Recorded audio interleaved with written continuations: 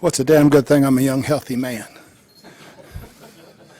As coaching the nicest team in the league is tough. We just love spotting 15, 17 points to the other team, then come back and beat them. It was a crazy game. I felt at halftime, once we got it back to a score, we were in good shape. Unlike you probably thought I was hollering and cussing, I didn't have to because some veterans did that for me. And it didn't all go great in the second half, but we were able to stick together, make a turnover, get good pressure on a field goal to miss, and go down and score and win the game. And the resiliency of this team is growing on me. At 3 in a row, and that's a good football team, missing some guys.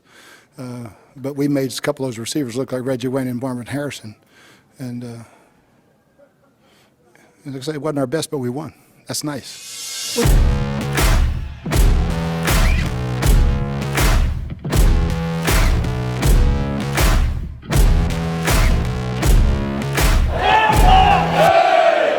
This is the Big Nasty. Yeah, Big Nasty, Hall of Fame Tampa Bay Buccaneer fan, baby. This is Mike Allstott, Tampa Bay Buccaneers, and you're listening to the Cannon Fire Podcast.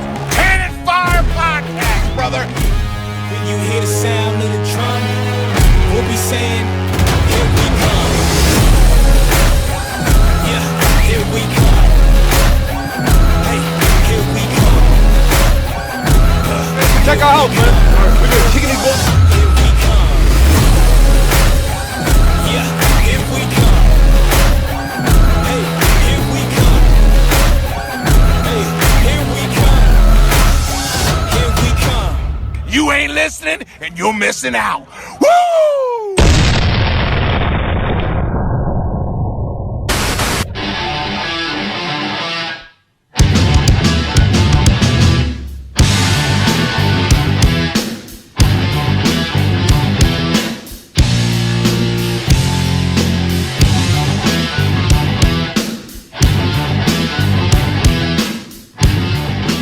Welcome back, Bucs fans, to another edition of the Cannon Fire Podcast. Coming back at you today for episode number 89. And the Tampa Bay Buccaneers hold on in a comeback victory, quite frankly, in a game that for 3.5 quarters I did not think we were going to win. The final score of that football game, 38-35, as the Buccaneers improve their record to 6-7 on the season and win their third straight game. We've been doing this show for a little while, like 2.5 seasons, headed into 3. And this is the first time ever on the Cannon Fire Podcast that we've actually been able to talk about a Buccaneers win streak. Because it's not a win streak until you win 3 games. So, of course, the Buccaneers stacked 2 in a row. This was the big third game on that list, and they went out there and showed us the definition of resiliency to come away with a win, and it feels damn good. If you're new around here, I am your host, as always, Rhett Matthew. Joined alongside me is my good buddy and co-host, Mr. Bucs Football, Evan Wanish. Evan, how you feeling on this victory Monday, man? Third one in a row. Yeah, just like I post on the page, like with the Will Ferrell voice, we're going streaking. Is just like you said, it's not a win streak until you win 3 in a row. 2 games, that's just back to back. 3 games, that's a win streak. Yeah. And I mean, the word you said, resiliency, couldn't have been a better word, because there was just so many things that went wrong in this game that in the past it would have been ugly and turned out to be a win. And this type of game, the Buccaneers don't typically win. Like when the Colts went up 35-21, that's over. Yeah. Colts went up 35-21, Buccaneers ended up winning 38-35. Like that does not happen. They scored 17 unanswered points. That typically does not happen. Yeah, you said you pretty much summed it up. The Bucs of yesterday do not go out there and win this game.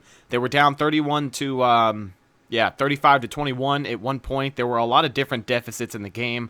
I mean, early on in the first quarter, you're already down 10-0 before you blinked. Some costly turnovers, and of course we'll talk about that in a little bit. But at the end of the day, Buccaneers hold on and win 38-35. Overall, not a sloppy game. Definitely not perfect by any means. Not boring. Not boring, I'll give you that. But a bit of an interesting game. But, of course, we're going to break all of that down for you here today on episode 89. So, on all the reaction shows, we open up the show with something called the Stats Recap. And basically what this is 4, 5, or 6 stat lines that really jumped out to me during the game. And we'll break those players down and their performances as well. So let's open up the Stats Recap with number 3, our quarterback, Jameis Winston, just like we do every week. Very, very interesting game for Jameis. You just got to come out and say it. He is the, of course, talk of the town once again after a career-high day. But, again, just the definition of a Jameis Winston game, if we really have to give it one. So, his stat line for the day: 33 for 45, 456 yards, a career high, 4 touchdowns, 1 rushing touchdown, and 3 interceptions. Now, before we even jump into it, right? Before, I know you're laughing, you're chomping at the bit, ready to talk about this, but before we even jump into it, games like this are why I want the Bucs to sign Jameis Winston to a 1-year franchise tag. I know we've talked about it for weeks. We've brought it up. We've preached it over and over again that it's probably going to be a franchise tag if there's a deal made. It's the 1 year, kind of look and evaluate, see what you have. But he is on pace to lead the NFL in passing yards, touchdowns, and interceptions. And I don't know. I could be wrong. I'm not an NFL historian, but I don't think that's ever been done before, Evan. I'm not sure. I'm not a historian either. I do know now, I finally figured this out, that the record for interceptions in a season, Jameis Winston will not be breaking that record this year, because the record is George Blanda in 1965 when he threw 42 interceptions. Oh, so, love it. I don't think, I'd bet a good amount of money that's not going to happen. I don't know how that's even possible, but I really don't. Like, I think you played less games in 1965 too. Like, how is that possible? I don't get it. And just think, 1965, you were still running the ball a bunch too. Oh man. Yeah, right. George Blanda, what happened, buddy? But anyways, just like when you read that stat line, that is a Jameis Winston game. He's Brett Favre. I've said it on the show. I said it on his Twitter account yesterday. Got a ton of likes. He is. I'm not talking, and some people were like, oh, no, he's not Brett Favre, this and that. I'm not talking about talent. I'm talking about just play style. Just the risks that you take and just the resiliency to come back and bounce back. A lot of people are saying, oh, no, he's Jay Cutler. When Jay Cutler would make a mistake, he continued to make the same mistake and same mistake and same mistake. With Winston, he'll come back from an interception and then throw a touchdown pass. Yeah, exactly. He came out, had early turnovers in the game, and then what does he go out and do after that? Scores 2 touchdowns before the half is over. Yeah. And, and the thing I keep... Did you see, it's going around Twitter, the little clip of, I forget who tweeted it out. It was a verified account. It was like an NFL reporter or something. The clip from The Office where it's like Jameis Winston and his agent meeting with teams this offseason, and it's Will Ferrell and Andy Bernard, Ed Helms' character. And Will Ferrell's like, this could be the worst decision in your life, but it could be the best decision in your life. You ever played Russian roulette? Time to spin the chamber, Boris, by signing up for another year. Time to spin the chamber. Play Russian roulette. Oh my God, that's perfect. And it's a perfect summary too, right? You ever play Russian roulette? You don't. Oh man, that's great. Oh man, Jameis Winston. I saw that today. I was like, Jesus. Jameis Winston really is the definition of an enigma, because we just said this guy is on pace to lead the NFL in passing yards, touchdowns, and interceptions. Now, he does have to catch up to Lamar Jackson. I believe he's 2 touchdowns behind. And, Lamar Jackson, he's just a scoring machine. MVP. Yeah, exactly. So we'll see what happens there. But the fact that this guy is able to be this productive in good ways and bad ways, we talk about it every single week. I know Bucs fans at this point are tired of hearing about it, and they're well aware. But I have to leave now. Like, I've kind of made my decision. Bucks got to put him on a 1-year franchise tag, see what he does, and I think he can improve next year. Again, the interceptions, something that I don't think is going to go away, but I don't think he's also going to throw 24 interceptions next year. You exactly. know what I mean? Right now he's at 23. I don't think he's throwing 23 picks next year. Yeah. Yeah, I would franchise tag him as well. I've pretty much come to that decision. I think that's the best thing for them to do. I think it's probably the safest thing. Because if you let him go, I mean, you're basically saying that Bruce Arians isn't here to win now. And, you know, what do you got to do? Let him go and get Cam Newton? Like, sure. I still think Cam Newton is good. Like, I don't think he's a bad quarterback, but I don't think Carolina lets him go. And why would Carolina trade in division? And that's just a pipe dream, right? Right. And I hate Cam Newton too much to ever accept him being under center for the Tampa Bay Buccaneers, especially all the stupid victory formation dances he's done on us over the years. Can't have that. Oh, it'd be better if it was on your side, but I'm sure you'd hate it a lot less. But then let's say you don't get Newton. Okay, he's crossed off. What are your options? Case Keenum? You're not winning with Case Keenum. Andy Dalton, you might win a little bit more with Andy Dalton than Case Keenum, but are you going to win more with Andy Dalton than with Jameis Winston? No. Oh, well, you know what the way the NFL media is. If the Bucs ever come out and announce that they're moving on from Jameis Winston, you know who's going to be the top target for Tampa Bay by default. Because, of course, the rumors are still swirling around that he's going to be a free agent at the end of the season. You know who's going to be the number one rumored quarterback to come to Tampa? Just take a wild guess. A wild... free agent. Tom Brady. Oh, okay. That's fine. I see it happening. Every single time there's a top-name talent. You remember Le'Veon Bell. Top target is Tampa. Antonio Brown. Top target is Tampa. Yeah, well, they don't know. Well, exactly. But I mean, it would be more clear, though, if they moved on from Winston, right? Oh, yeah. It's more clear to pin Brady to Tampa if they move on. I'm just saying, it's not going to happen. I think he either retires or stays in New England, and I think the Bucs keep Winston, so really shouldn't even be having this conversation. But with the Brown and Bell thing, like the Bucs had Mike Evans, Chris Godwin at the time, still I believe Deshaun Jackson, Adam Humphries, and you're linking them to Antonio Brown. Not smart. Right. No, right. It's just... and they had and with Le'Veon Bell, the Bucs had $7 million in cap space. You're linking them to Le'Veon Bell. Like, yeah, right. No, I just brought it up as a clear example of kind of like you just brought up how the media can portray that. We talked about it last week with the whole Jameis Winston quote. Yeah. It just but still all hypothetical. But let's say you don't want to get a free agent quarterback. Okay. And you don't want to trade for one because really, I mean, there's not many quarterbacks that are starter worthy that's going to be on the trade block. Right. You're going to take the time to draft one and develop one, which is basically, you know, I mean, every now and then it can happen, but like a rookie quarterback's not going to come in and, you know, light the world on fire right away. Yeah, and you also look at the situation the Bucs are in right now. They just won 3 in a row. They're 6-7 right now in the draft. They're what, like 16th pick? 16th. Exactly. You're not going to get a starting franchise quarterback at the 16th pick. I'm sorry, you're probably not. Like, I mean, the best thing you could, if you're truly moving on from Winston, which obviously we both don't think that's going to happen. Right. The best thing you can hope for if you're sitting at 16 is that Tua somehow just falls because of the injury concerns.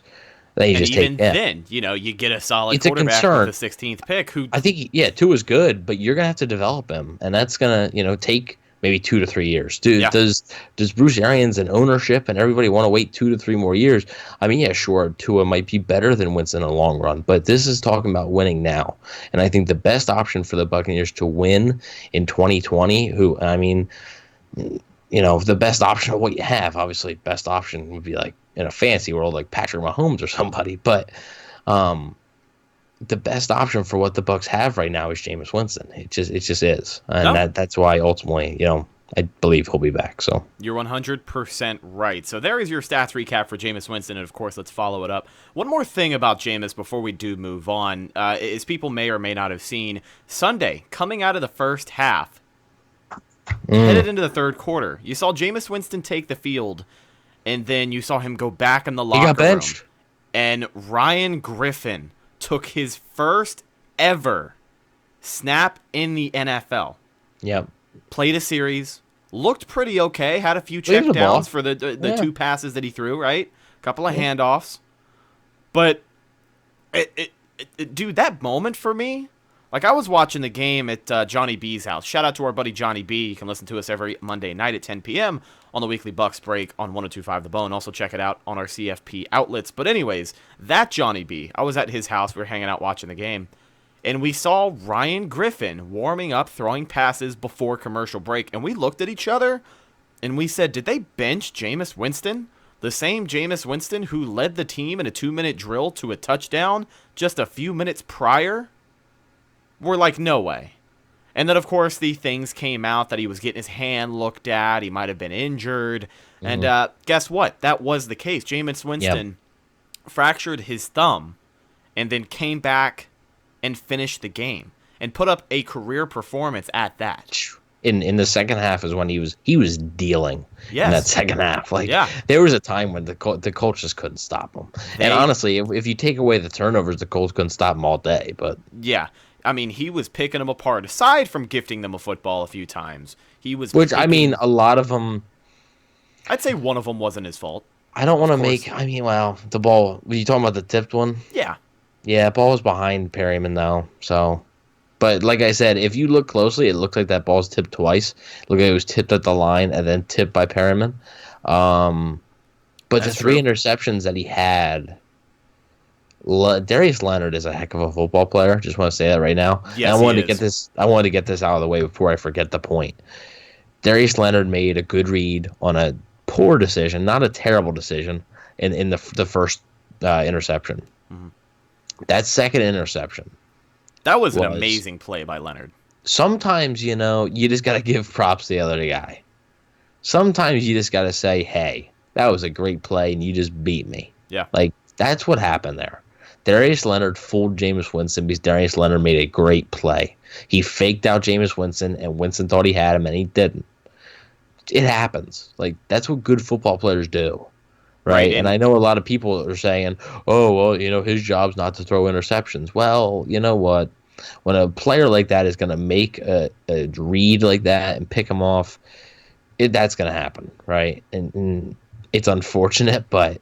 You put any other quarterback in that same situation of that play, Darius Leonard would get a pick 9 times out of 10. It wasn't just a Jameis Winston interception. A lot of, I mean, yeah. And it was an all-out blitz. They were really Darius Leonard was the only linebacker that didn't blitz. And he faked the blitz, too. That's the impressive part, is that he jumped into the line faking that rush and then just bounced back in his own coverage and boom, well, he was right that's what Rondé Barber did in the NFC Championship game against Philly. Yeah. He earlier in the game, he blitzed and got to McNabb. So then they did the same play where he faked the blitz. McNabb thought he wasn't there. Quick hitter, pick 6, done. Happens a lot. No, you're right. But a great heads-up play by Leonard there. And it happens. But overall, looking at Jameis Winston, his stats for the day, one hell of a game. Roller coaster. Jesus. That is the Jameis Winston experience, my friend. Welcome to the ride. You must be at least 5'7". Welcome to the ride. Welcome me to the ride. Oh, well, no, I guess anyone who is unfamiliar, but I'm sure people listening to the show are pretty well familiar. So that is your weekly Jameis Winston update. Let's move on and wrap up the stats recap and, of course, get into this game a little bit more. Lots to talk about in this victory from Sunday. Next up on the stats recap, a guy who has really stepped it up these past few weeks. That's number 19, Brashad Perryman. His stat line for Sunday, 3 receptions, 70 yards, and a touchdown. I was wrong in wanting to get rid of this guy. I'm pretty sure you, I, and everyone else listening wanted to get rid of him before the deadline, get that 4th-round compensatory pick, and the Buccaneers held on to him. And so far, these past 2 weeks, he's looked like a true wide receiver number 3. And he had a good game on Sunday. I mean, yeah. Like, if this was the Brashad Perryman that they gotten all year, we wouldn't even have been considering cutting him for a 4th-round pick. Right. I mean, you'd be saying, wow, like, what a free agent pickup if this was, the same guy. He has been... because I don't think he hasn't been... The Tennessee game was bad, right? And I think people really go back to that little botch snap with oh my God, if I can talk. I'm just gonna say too. I'm gonna say Dare, just to avoid that ever again. So with Dare, and then the 2-point conversion, he could have caught it if he kept 2 feet in, and then he had that drop touchdown against Carolina. So I think the fans just sort of got a bad taste in their mouths about him, and the problem was he just wasn't making impact plays like he has been the past 2 weeks, and now. I mean, I tweeted out, I said, he's going to be back, ain't he? And he has a shot. And if he keeps playing this way, if he plays this way the next 3 games, he probably deserves to be back on some capacity.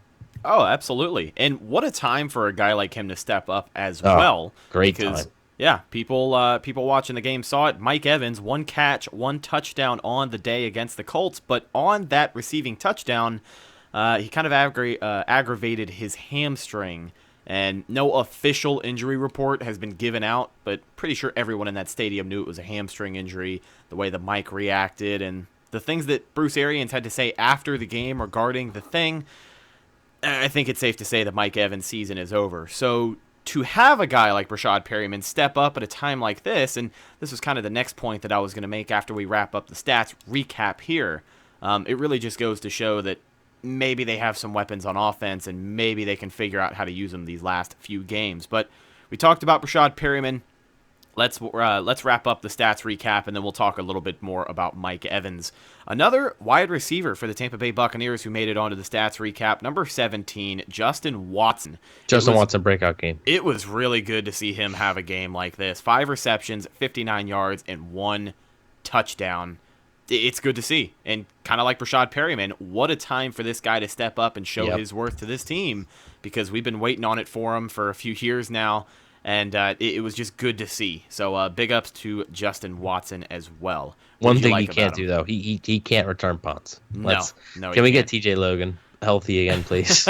Because that guy Justin Watson cannot return punts. I was excited to headed into it. I sent out a tweet. I said, I'm excited to see Justin Watson return some punts, and he ran backwards most of the time. So, man, yeah, it just... I mean, he had a great day, though, right? Yeah, aside from special teams, he did have a good day. With that single performance right there, he might have just earned a spot in camp next year. I love it. Just because of that, I love it, man. Love seeing those guys utilized to their true potential.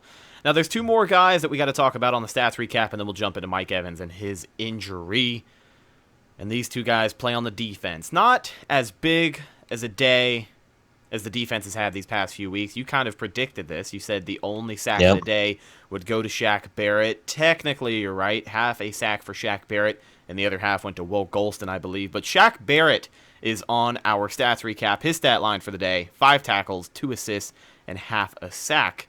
Now, again, it wasn't blockbuster day. It wasn't a multi-sack day for Shaq Barrett, but that pass rush showed up when it needed to in that situation where he was able to hit home and get the sack. But they should have more sacks. Yeah, they should have. Brissett was avoiding everything. I don't know how he got out of some of those, but there was that first drive of the game where both of the defensive linemen got there. It was Vea and Jason Pierre-Paul. Yeah, and I mean, he just threaded the needle and threw right between them. Like that was inexcusable. So they should have hit home a few more times. But I think Shaq Barrett was really the silver lining on that defensive line. Well, his run defense was stellar. I thought. It was. And the whole, obviously, you come to expect this from the Buccaneers, the run defense as a whole, but individually, Shaq Barrett makes his money as a pass rusher. Going to make a lot of money this offseason from the Buccaneers or somebody else as a pass rusher. Not really known for his run game, but his run defense on Sunday was great. He made great tackles right away. Didn't really lose contain much of the time.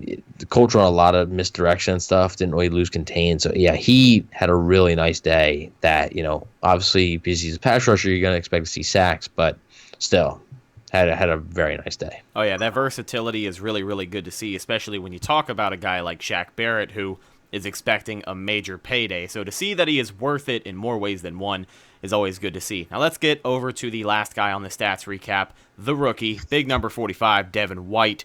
In his first game since being named the Defensive Rookie of the Month, Devin White made a huge splash play with 10 minutes left in the game. Changed the game. He forced a fumble following a Jameis Winston interception. So before then, he was fairly quiet. I mean, overall, his stat line for the day, 3 tackles, 2 assists, and 1 forced fumble. But that forced fumble couldn't have come at any better of a time. And well, actually, it was That was before. Before the interception? Yeah. Because what had happened was they forced that fumble, and then 2 plays later, the interception happened, and the Colts ended up missing the 48-yard field goal. Okay. All right. Now the timeline's coming together for me. Either way, still a clutch play. Still a great play. Yeah.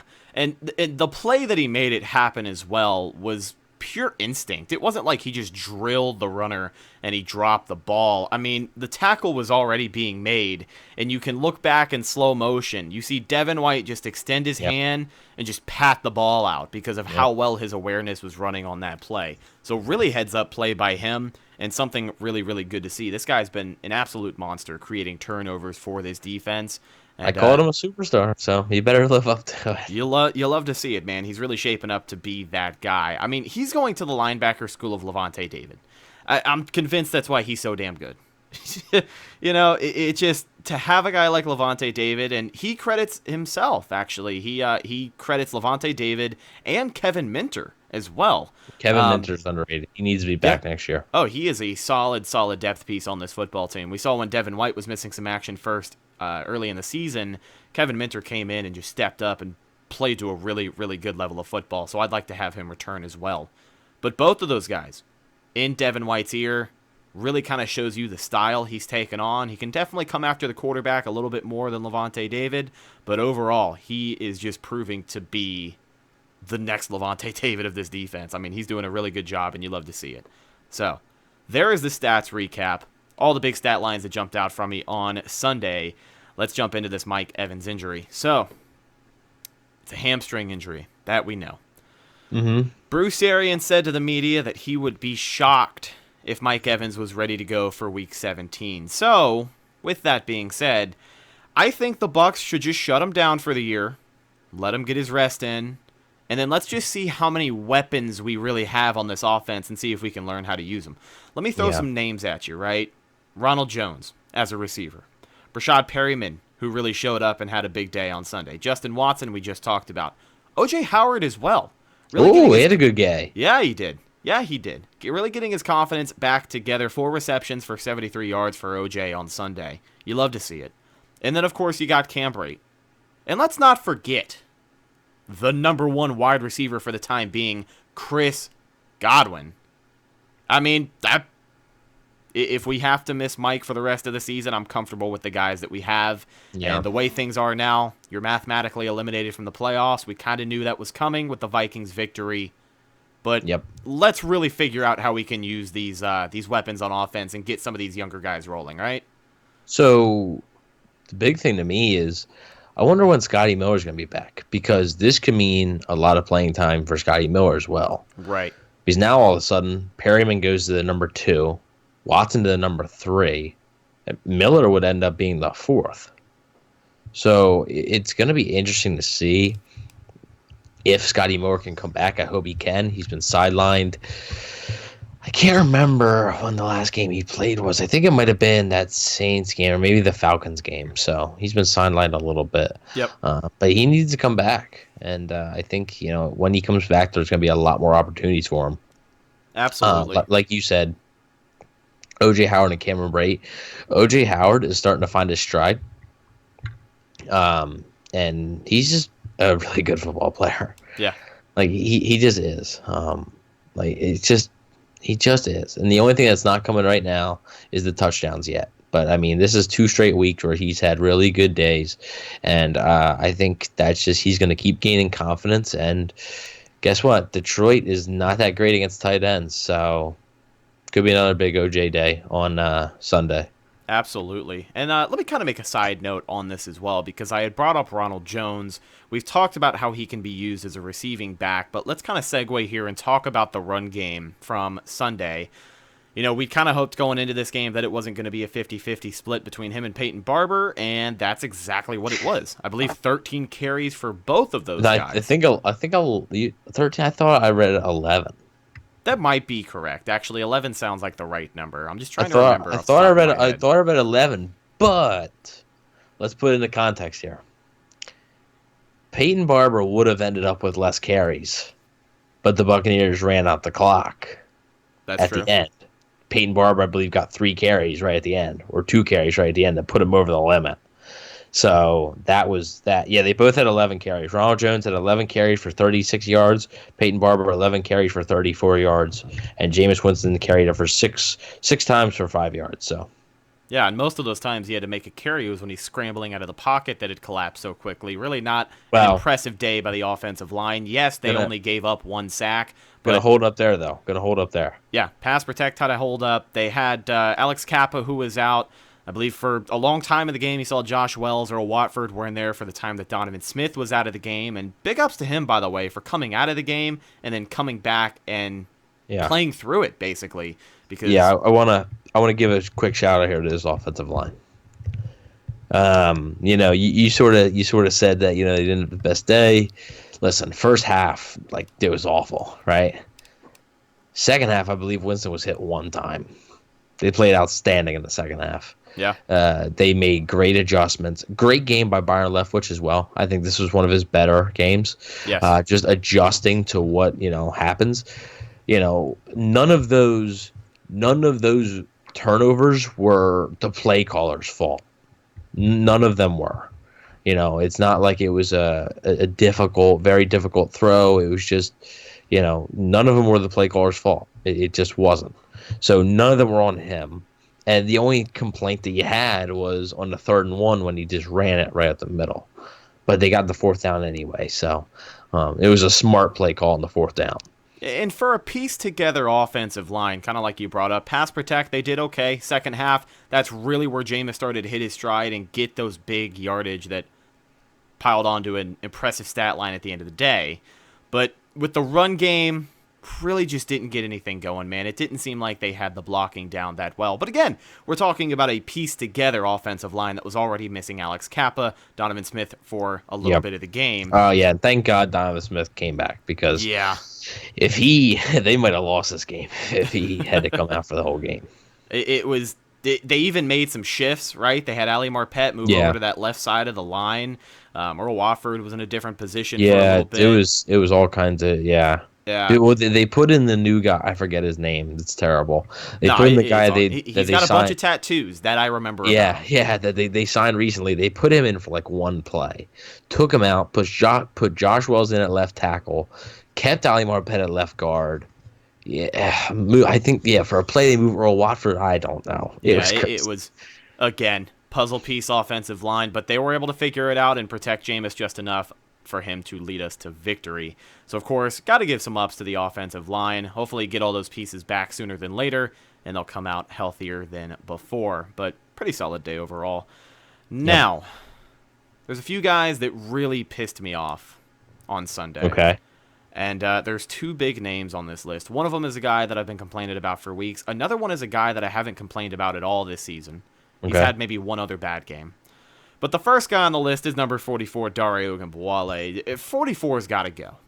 Ogunbowale is the team's 2-minute and 3rd down back. He's been decent. He's been okay. He's had his moments. He's had a crucial 1st down every now and again. But the first quarter, he coughs up the football, and that ultimately leads to the 10-0 lead early on in the first quarter. I mean, the guy is making mistakes week after week, and if we're going off of the mentality that we were against Jacksonville, where Ronald Jones misses a blitz and he gets benched for the rest of the game, I don't know why 44 is still seeing the field every single week. I don't like this guy anymore. He has his moments. Like I said, he's got a crucial 1st down run. I believe he had one on Sunday. But I'm tired of seeing him on the TV screen. I'm tired of seeing him on the field every single Sunday for the amount of mistakes that he has made, which has ultimately cost the Bucs. It's inexcusable after a certain point. And I think Sunday was the line for me. I think he's got to go. Well, personally, I think you're overreacting a little bit. But hey, I'm gonna tell it to you straight. I mean, he wasn't a factor in the run game. He didn't have any runs. He did have that 1 fumble, but I mean, he had 5 receptions for 48 yards, including the 4th and 1 play. It was a great route by him. He caught the ball clean. Yeah, but They any other trust- running back in that spot, that's just a well-designed play. You put any other running back in that spot, they're making that catch. Hopefully.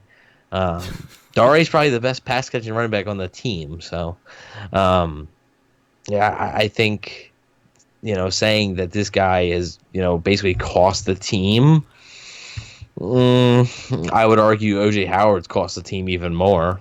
I'll right? say that. I I'll mean, say OJ has like, cost the team more. in that O.J., sense. Rashard Perryman, like there's been guys that have cost the team even more than him.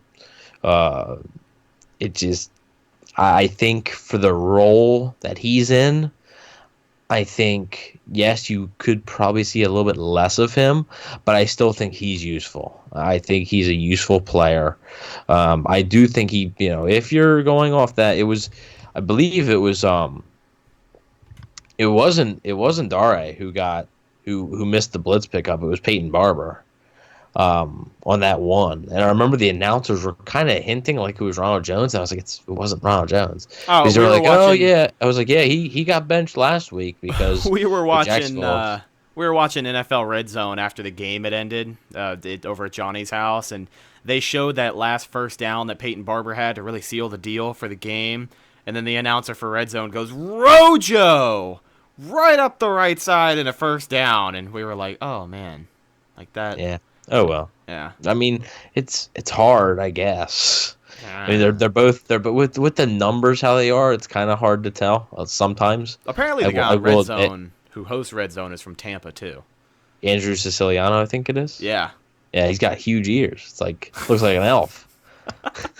I'm just Jesus roasting him Christ. on the show. We got to get him Right? on the show. Well, I guess we're not going to have that Tampa guy on the show anytime soon. No. We got to get him on the show. Like that's got to happen. That has to happen. You gonna tell him about his So- ears? I'm gonna be like, does your mom have big ears or like what's the deal? All right, Andrew, listen Just up. gonna buddy. ask him some questions. That's all. Christmas spirit, man. So we talked about Dario Ogunbowale. There's another guy on Sunday that didn't leave me super happy, and it's pretty uncharacteristic of him. I'll say that because he's been solid. He's been a piece for a little while now. That's Jordan Whitehead. He had a pretty poor performance on Sunday. I mean, given what a reliable player he's already been for our defense, he really just struggled in coverage. Like, he was all over the place. He had one holding penalty in the first half, and he did finish the day with like 8 tackles, I believe, which led the defense. But 9 led the defense. For Jordan Whitehead, just very uncharacteristic of him. And I'm sure he'll rebound, which is what's important. You want to see how he can bounce back next week. Yep. But overall, not that great of a performance from number 31, which is it You know- sucks to see because I like him a lot. Jordan Whitehead didn't play well. Andrew Adams, I thought, didn't play well. Yeah. And Carlton Davis didn't really play well. Thought Sean Murphy-Bunting had a solid game. I thought Jamel Dean had a decent game besides that one pass interference call. I thought was a very underrated piece that I thought played really well. I thought it was Ndamukong Suh.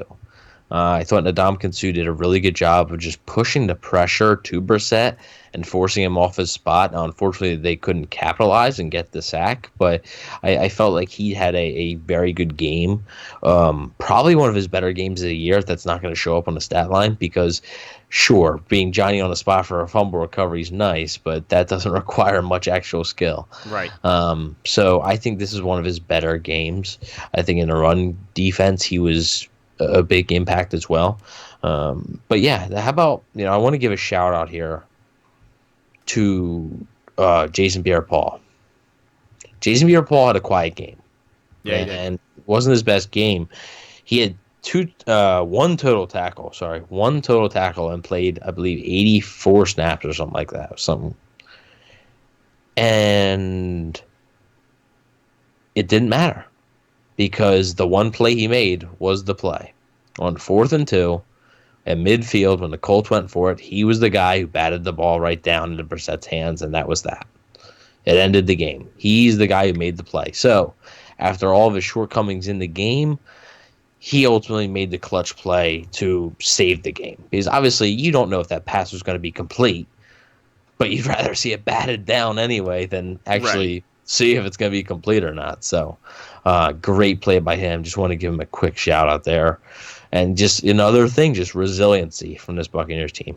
absolutely. For them to stay in it as long as they did and ultimately come back and win it, like I said, And also, shout out to Matt Gay. Yeah, Didn't miss a kick. Did not miss a kick. One of the things that we had on the weekly checklist was Matt Gay's got to continue to make his kicks, and that's what he went out there and did. So big shout out to him. Rookie still coming back and firing off as best as ever. Excuse me, I kind of got fumbled on myself on that one, getting ahead of myself in my head. But yeah, shout out to both of those guys, JPP in particular, because while he did have a very quiet game for his standard, and he also had the 2 offsides penalties, which you don't see from Jason Pierre-Paul quite a bit, he was able to pull it together and make that play at the end. So good performance by those guys and everyone else that we have talked about up until this point. Now, before we wrap up and get out of here, we've told you guys normally you can send us a question. If you have something to say and you want to be on the show, just let us know. Send us a DM on any of our social media pages. You can find us on Facebook, Instagram, and Twitter. It sounded so intimidating. Yeah? If you have something to say, just let us know. Say it! We'll talk about it on the show. I got to let them know. Open your mouth and say it. You can also send us an email at cannonfirepodcast@gmail.com. But the reason I bring this up is because, Evan, we did get a question this week. All right. So, this question has to do with Jameis Winston. We'll talk about this. Of course it does. And then we'll close out the show. Comes from our buddy Robbie Leary98 on Instagram, and he asks us this. If next year the Bucs have Jameis and they make the wild card with him playing the way that he is now, do you trust him to get us a Super Bowl trophy? So, in other words, do you trust Jameis to have 4 great games in a row where the pressure is at its highest?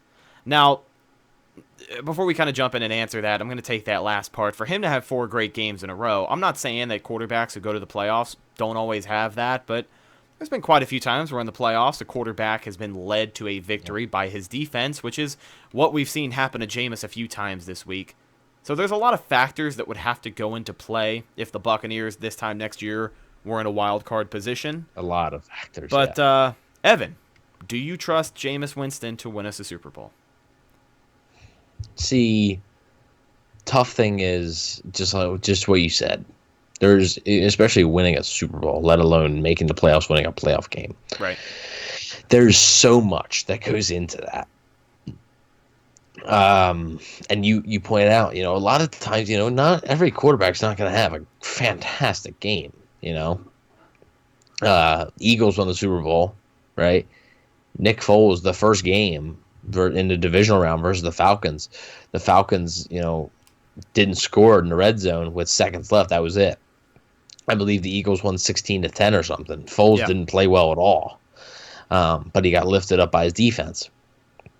Does Jameis Winston need to play 4 perfect games? No, because if you're going to the playoffs, that means the rest of your team is good enough. Yeah. However, at this point, and you're saying that basically if he has another season like he has now, I don't know if he has the same season with he's throwing 23 interceptions but a ton of touchdowns. I don't know how you can trust him in the playoffs like that. Obviously, I'm not saying bench him. Obviously, no, because like I said, he's going to give you the best shot to win. But in the playoffs, it's just that 1 interception and the 2 interceptions, it's killer. Yeah. And, if you're a wild card team, you're going to be on the road, right? I mean, he indicated wild card pretty much. So, you're going to be on the road. You throw 2 interceptions on the road, man, that's in a playoff game, it's hard to overcome. So, does he have to play perfect? No. But can he play perfect for 4 straight games right now? The answer is no. If, obviously, he comes back next year and throws 35 touchdowns and 16 interceptions and, barely any fumbles and is really limited to turnovers, then I'll say, you might be able to get 4 solid to perfect games out of Jameis Winston and win a Super Bowl. But right now, I'd have to say no. Okay. I'll agree with you. I'll go out here and say that I do agree with you. For him to be held to a standard to play 4 perfect games in a row, especially in the playoffs, a brand new atmosphere for him, something he's never been a part of in the NFL. Yeah, exactly. Yeah, something that nobody on this roster has been a part of in the NFL. Well, nobody that's been drafted, of course. Like Shaq Barrett, I think he was on a Super Bowl team and stuff like that with the Broncos. But no, it just. But what you said, it's almost unfair to expect him to go out there and have 4 perfect games because, of course, there's so many different variables. The Bucs defense is playing well enough to lead them to a few wins that season. That's always a factor. So he could play a perfect game, but if the Bucs defense takes a crap, Jameis Winston could throw 4 touchdowns and no interceptions. But if the Bucs defense allows 5 touchdowns, guess what? You lose 35-28. And that's exactly what we've seen happen in the past with this Bucs team. Is the Bucs defense does not play well enough to cover Jameis Winston, give him some ground, and he has a great stat line day, 4 touchdowns, 0 interceptions, and they end up losing the game anyway. So many factors and variables come into that, but both me and Evan will say that we do not agree that he can put together a string of games like that, at least right now. Of course, that's a whole year from now. We're talking hypothetical, so we just have to see what the future holds. But as of right now, we're focused on 3 wins in a row, baby, and it feels damn good. But thank you, Robbie Leary, for your question. And if you guys have any questions or any statements you want to make, send us a recorded message, send us a text message, whatever it may be. Find us on social media, Facebook, Instagram, and Twitter, and cannonfirepodcast@gmail.com, and we will bring it up on the show. But ladies and gentlemen, I think that's just about going to do it for this episode of the Cannon Fire Podcast. Thank you so much for listening on all of our outlets or watching with video on YouTube and, of course, BucsReport.com. You can find the show on social media. I just told you how to do it. I'm going to tell you again. Facebook, Instagram, and Twitter. All of those are Cannon Fire Podcast. You can just find it by searching the name. Now, every single week I have to give a special shout out to our sponsors at Pinecrest Printing and Signs because these guys are the best in the business at what they do, and what they do is actually pretty nice. They hook you up. If you have an image for your business, they're going to make sure it can happen. They do everything. Stickers, start small. Stickers, banners, posters, whatever it may be. If you want to move into apparel, they do t-shirts, hats, socks, shorts. I mean, if you want to do the long sleeve shirt, get a hoodie action in there, go for it. And if you really, really want to roll out the red package for your business, get a vehicle wrap. They're going to make sure it gets done for you. They can do anything and everything that you have in mind. And they've been helping us out with it over here at CFP as well. If you're watching our video, of course, you can see on your screen right now some official Cannon Fire Podcast merchandise. All thanks to our friends at Pinecrest Printing and Signs. They've been helping out the Tampa Bay area since 2001. You can give them a call at 813-684-5444. Or you can check out the website at pinecrestprinting.com. You can follow myself on Instagram and Twitter at Redicus. If you follow me, I'll follow you back. And, of course, you can follow my co-host Evan on Instagram and Twitter at BucsWave and Twitter at EvanNFL. Evan, any last thoughts, my man? No, I think I'm good. Yeah? Yeah. I know there's some questions about whether Winston will play or not on Sunday. I would say it's likely, but obviously we'll know more on the Thursday show when we come to you guys again. So that's why we didn't really touch on it too much because right now it's just a lot up in the air. So would say it's likely, but Bruce Arians also did say they may consider signing another quarterback this week, which would indicate that maybe there is some doubt that he plays. So we'll see if he practices. Bruce Arians said he shouldn't be that limited. Maybe, on the injury report he might show up as limited participation, but other than that, I would expect another Russian roulette game on Sunday. Time to spin the chamber. All right, ladies and gentlemen, thank you so much for listening. As Evan said, we will talk to you on the Thursday game preview show as we go over next Sunday's matchup against the Detroit Lions. I am Rhett Matthew, signing off for Evan Wanish, and we will talk to you guys next time. As always, go Bucs.